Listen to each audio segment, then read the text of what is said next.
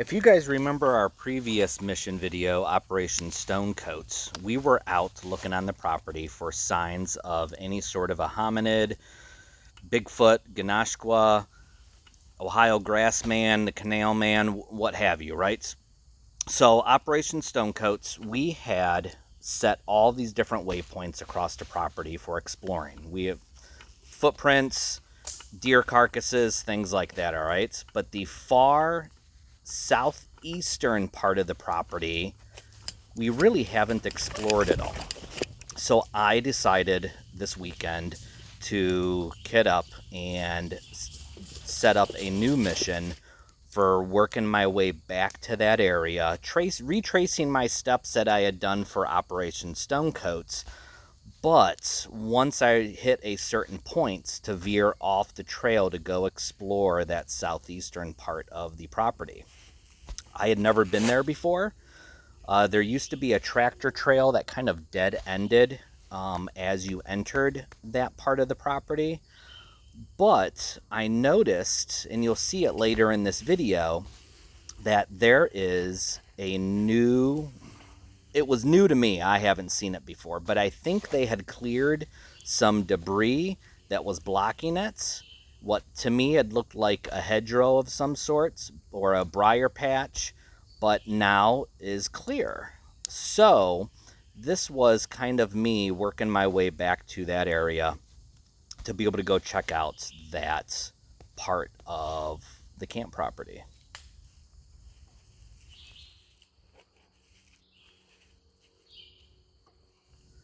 So here what you just saw, I just put my map and compass away. I was double checking my bearing because I have a habit of wanting to veer too far to one side. It's my natural stride. We all do it. If we were to walk a straight path blindfolded, each of us is going to either veer to the left or veer to the right, essentially walk in a circle.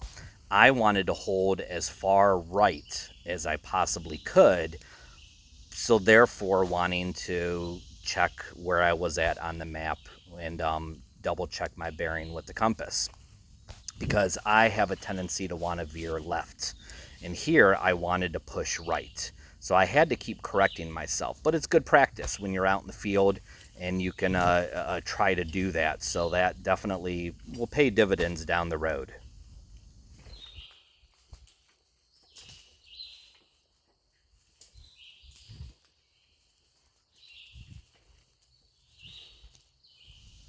So for the bulk of this day, I was trying to stay off any trails as much as I possibly could. I mean, obviously, I travel on game trails when I have an opportunity to, because it does, especially in the thicker areas of brush, especially along like the swampy areas. You can see here, I'm signaling like that's a game trail right there in front of me. It was very distinguishable on the ground there. So I was going to go ahead and do that, because off to my side was a swamp, and the swamps they're very, very wet right now because of all the recent rain we've had. So swamp to my left, swamp to my right. You can see it there in the on the right hand side.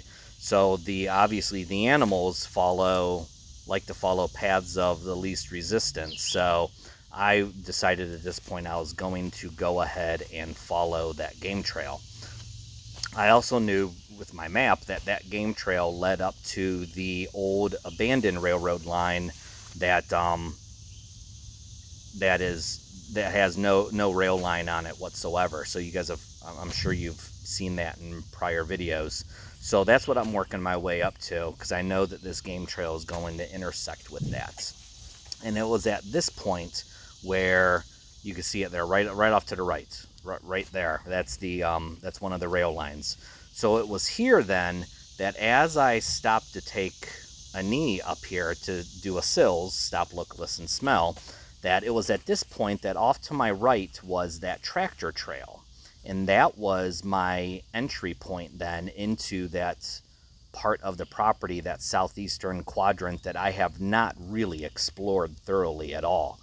And so this is a good, once again, good opportunity for SILS. Listen around. I can tell you, like, I spent the night before this, I spent at my camp on the other side of the property, and the woods were just deathly quiet, like not a sound, nothing moving through the woods. So I was very surprised by that. I did see some deer overnight, just because I had gone up to the top of the hillside by my camp and I scanned out looking for deer or coyotes, because I was actually wanting a coyote hunt, but it was deathly quiet. So I was definitely taking advantage of sills to see if I could hear anything besides the birds in the woods, and that's all I've heard is the birds in the woods.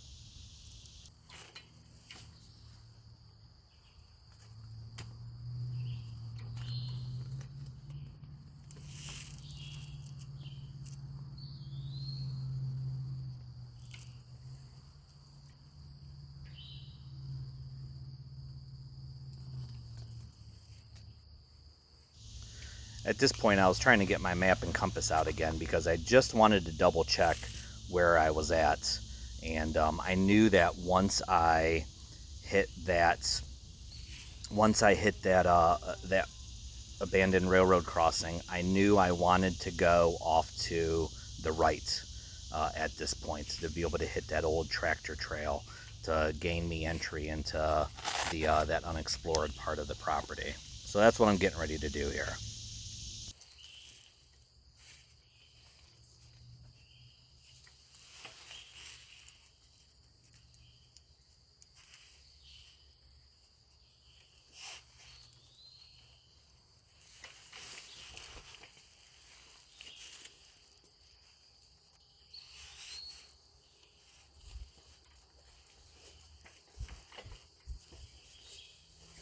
You can see one of the swamps right dead in front of me there.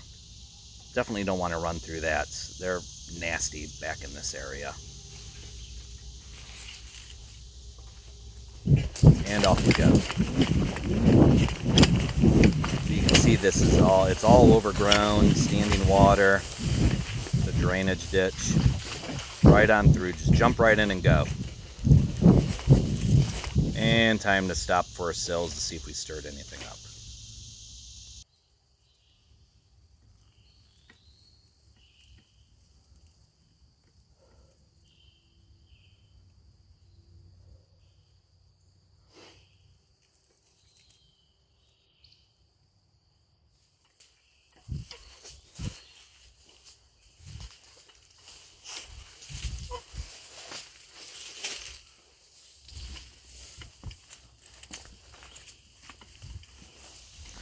So I won't bore you guys with a whole lot here, but that tractor trail off to my right, you can see it off in the right hand side there.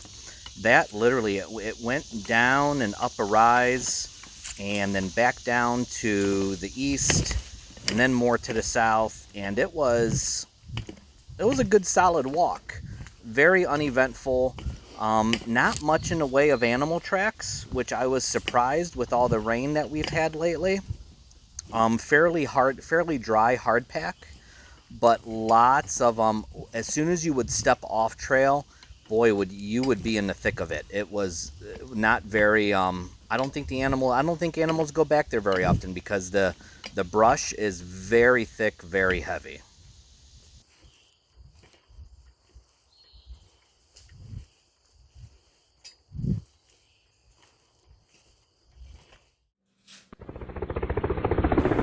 Swamp Man, this is Silver Fox. I hear your bird overhead.